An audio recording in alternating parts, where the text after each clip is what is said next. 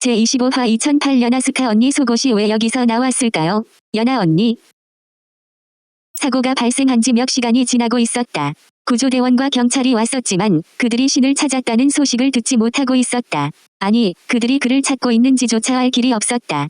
연하의 시야에 들어오는 건 학생들과 마을 주민들 뿐이었다. 공무원이라 부를 만한 위인들은 어디에도 없었다. 사고 지점이 명확하고 실종된 사람이 존재했음에도 구조대와 경찰이 여태껏 아무런 소식도 전하지 않고 있다는 점은 분개하지 않을 수 없었다. 연하는 몇 번이고 안전신고센터에 전화를 걸어서 상황을 물었지만 돌아오는 대답은 확인 후 연락을 주겠다는 것이 전부였다. 그래, 모르긴 해도 그들도 최선을 다하고 있을 것이다. 분명히 그럴 것이라 연하는 믿고 싶었다. 그러면서도 한편으로 괘씸한 생각도 들었다. 연하에게 그들의 입장이 어떠했는지는 하등 중요하지 않았다. 그들이 무엇을 곤란해하고 어떤 고충이 있는지 그딴 것을 이해하고 싶지 않았다. 조금 전에 겪었던 경찰과 유리가 엮인 일을 생각하면 더욱 감정적으로 바라볼 수밖에 없던 그녀였다. 그런 그녀의 시야에 유리가 들어왔다. 어떤 태도라고 단정 지을 수 없는 그 모습을 보며 연하는 어떻게 대처해야 할지 망설여졌다. 기본적으로 유리에게 화를 내고는 있었지만 그건 연하가 살아온 삶의 관념상 성질을 낼 만한 일에 불과했다.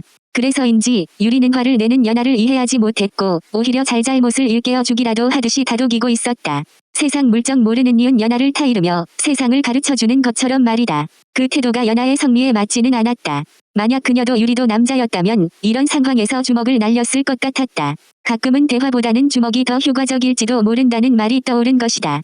하지만 연하는 그 선택을 하지 않았다. 여자라서가 아니라 어떻게 해도 신을 구조해야 하는 문제를 해결하는 데 도움이 되지 않을 것이라 생각했기 때문이었다. 무엇보다 신을 되찾는 것보다 먼저 해야 할 일은 없었다. 그럼에도 태연한 모습으로 눈앞에 나타난 유리의 얼굴을 보니 다시 화가 끓어오르는 연하였다.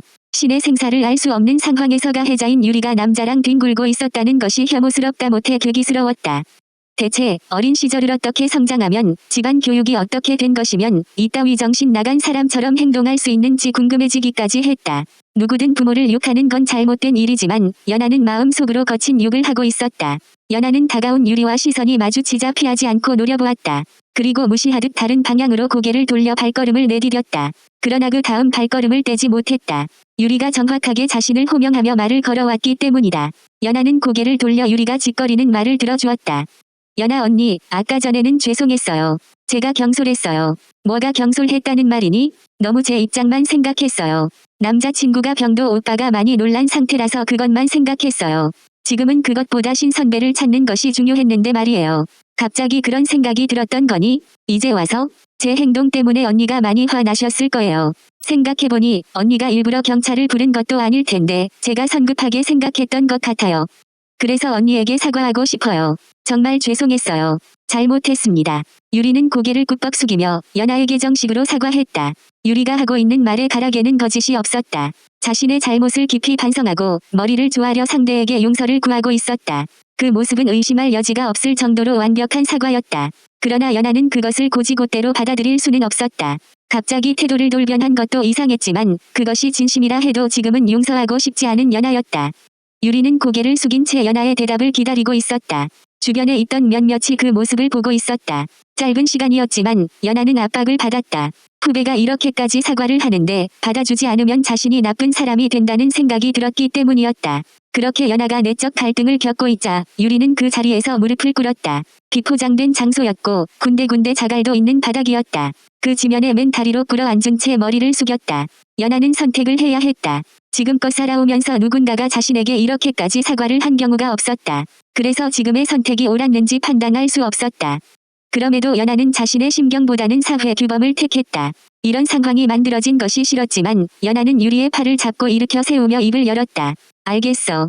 유리야 고개 들어. 사과를 받아주시는 건가요? 언니? 그래, 내 행동에 잘못된 점이 있었지만 내가 먼저 잘못을 뉘우쳤으니까. 다행이야. 네, 언니 제가 잘못했어요. 그리고 아까 전에는 내가 너에게 소리쳐서 미안했어. 나도 경황이 없어서 조금 흥분했었어. 아니에요. 언니, 화를 내실 상황이었어요. 이해해요. 그래, 그 이야기는 이쯤하고 너도 가능하다면 신을 찾는 걸 도와주겠니? 당연하죠. 그렇지 않아도 곧 사람들이 올 거예요. 마치 짜고 치는 도박판처럼 연하의 말이 끝나기 무섭게 몇 대의 차량이 등장했다. 연하와 유리에게서 멀지 않은 곳에 정차한 차는 총 5대였다. 마치 연예인들이 타고 다닌다는 그런 검은색 승합 차량에서 사람들이 내렸다.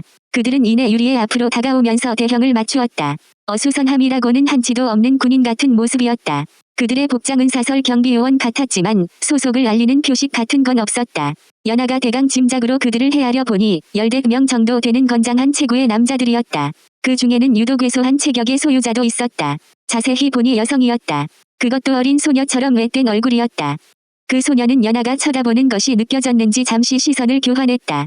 특별한 대화가 오고 간 건 아니지만 그녀는 살짝 미소를 띄우며 연하에게 화답했다. 연하는 그 소녀와 안면이 있는지를 생각해보았지만 처음 보는 얼굴이었다. 차에서 내린 그들이 유리를 향해 열을 맞추더니 일제히 고개를 숙여 인사했다. 그리고 선두에 있던 한 남자가 유리를 향해 말을 걸었다. 대다수의 남자들이 우람한 체격이었지만 그는 사람이라고 믿기 힘들 정도로 거구였다. 아가씨, 상황은 들었습니다. 목표물에 대한 단서를 알려주십시오. 대외 활동 중에는 말을 가려서 하는 게 좋지 않을까? 목표물이라니 내가 언제 그렇게 표현한 적 있어? 시정하겠습니다. 찾으시는 분에 대한 단서가 필요합니다. 그래요. 사진은 필요 없을 것 같고 냄새가 필요한 거지? 네, 부탁드리겠습니다. 연아 언니, 신선배 옷가지나 짐 같은 거 있어요? 신선배의 채취가 필요해서요. 그렇게 유리가 연아를 바라보며 요청했다. 그러나 연아는 무슨 소린지 이해하지 못했다. 신의 냄새로 그를 어떻게 찾아야 낼 것인지 이해하지 못했기 때문이다. 그때 연아의 다리에 닿은 낯선 털에 깜짝 놀라며 그녀는 짧은 비명을 질렀다. 돌아보니 몇 마리의 개가 소리도 없이 연아의 곁에 와 있었던 것이다. 그 놈들은 교태라도 부리듯 연아에게 친근감을 표시했다. 그 모습을 보며 유리는 작게 웃으며 연아에게 안부를 물었다. 언니 괜찮아요? 쟤들 소리 내지 않고 걷는 걸 훈련받아서 사람들이 놀랄 때가 많아요. 응, 괜찮아. 조금 놀랐을 뿐이야. 신기하네요. 쟤들은 명령을 내리기 전에는 절대 사람에게 다가서지 않는데 말이에요. 언니가 마음에 들었나 봐요. 그래, 얘들 때문에 신의 냄새가 필요한 것이었구나. 네, 그래서 신선배 채취가 남아있는 물건을 가져다 주시겠어요? 얘네들이 수색하면 금방 찾을 거예요. 그래, 찾아올게. 그렇게 응답한 연아는 가지고 온 짐을 놔둔 방으로 걸어가면서 생각했다. 신을 찾기 위해서 못할 일은 없었다. 지푸라기라도 잡는 심정으로 무엇이든 가능한 일이 있다면 해야 했다. 그건 당연한 일이었다. 그러나 지금의 이 상황은 어딘가 석연치 않은 구석이 남았다. 잘못된 것은 없었다. 그럼에도 지금 느끼고 있는 감정을 설명할 길이 없었다. 경찰이나 구급대원이 해야 할 일은 사설 경비업체에서 도우러 왔다는 점에 위화감을 느낀 것이다. 냉정하게 판단해서 평범한 대학 동아리 MT에서 사고는 얼마든지 생길 수가 있었다. 하지만 지난 몇 시간 동안 벌어지고 있는 일들은 평범함과 거리가 한참은 멀었다. 유리의 태도는 개인의 일탈이라고 여길 수도 있지만 그녀가 행사하고 있는 건 마치 권력자가 힘을 과시하는 것 같았다. 경찰을 돌려보낸 일이나 사서요원을 불러들인 일을 두고 성급한 일반화를 시켜서는 안 되겠지만 그런 의심을 떨쳐낼 수가 없는 연아였다. 방에 들어선 연아는 신이 매던 가방을 찾은 뒤 곧장 들고 나왔다. 가방 안에는 간단한 세면도구와 옷가지들이 들어있었을 것이므로 특별히 확인할 필요가 없었다. 낮에 올라오면서 신은 땀을 흘렸고 그 채취가 가방에 남아있었을 것이니 내용물보다 가방이 중요하다고 생각한 것이다. 유리의 앞에 도착한 연아는 가방을 내밀었다. 그것을 받아 유리는 곧장 가방을 열어 내용물을 꺼내기 시작했다. 그런 행동을 할 것이라 예상 못한 연아는 당황했다. 연아에게 동의도 구하지 않고 남의 물건을 꺼내고 있었기 때문이다. 그러나 연아는 그 행동을 말리지는 않았다. 유리가 신의 가방을 뒤져서 얻을 게 없었기 때문이다. 신의 채취를 확실하게 파악하기 위해서 신의 몸에 밀착되어 있던 속옷 따위를 꺼내려는 것으로 이해한 것이다. 물건을 하나씩 꺼낼 때마다 주변에 있던 개들이 달려와 냄새를 맡았다. 가방 속 내용물은 별것 없었다. 예상한 대로 신이 가져온 세면도구와 티셔츠, 반바지, 속옷 정도가 전부였다. 뜬금없는 물건이 하나 등장하기 전까지는 말이다. 그것은 세련된 디자인의 가죽 가방이었는데 누가 보아도 여성용이었다. 그것이 왜 여성용 가방으로 단정 지을 수 있었는가 하면 휴대용 브래지어 수납을 목적으로 만들어진 것이었기 때문이다. 연아는 그 가방의 브랜드가 무엇인지는 몰랐지만 매우 비싸 보이는 것임에 틀림없었다. 가죽의 주름은 물론 은은하게 빛나는 지퍼 손잡이에 이르기까지 스스로가 가치가 있음을 증명하고 있는 가방이었다. 대체 왜라는 생각이 연아의 표정에 떠오르고 있었다. 당혹감을 감추지 못하고 있는 그녀를 향해 유리가 대수롭지 않게 물었다. 어머, 언니 이거 입어요? 아니, 그건 내 것이 아니야. 이거 되게 비싼 재질에 분명 제가 아는 브랜드인데 왜 제가 본 적이 없는 란제리인지 모르겠네요. 분명 그 장인이 만든 디자인인데. 유리는 말끝을 흐리더니 이내 쿡쿡 웃었다. 그 가방을 살피던 시선이 어딘가에 꽂혔던 것이다. 그 시선 끝에서 얻게 된 정보가 흥미로웠는지 한참을 바라보았다. 그러더니 연아의 시선에 맞추듯 가방을 들어서 보여주었다. 거기에는 어스커라는 영문 글자가 적혀 있었다. 그것을 확인시켜주는 유리의 목소리가 비수가 되어 연아의 마음을 헤집고 다녔다. 이건 아스카 언니 속옷 같은데 왜 신 선배가 챙기고 있었을까요? 이상하지 않아요? 연아 언니,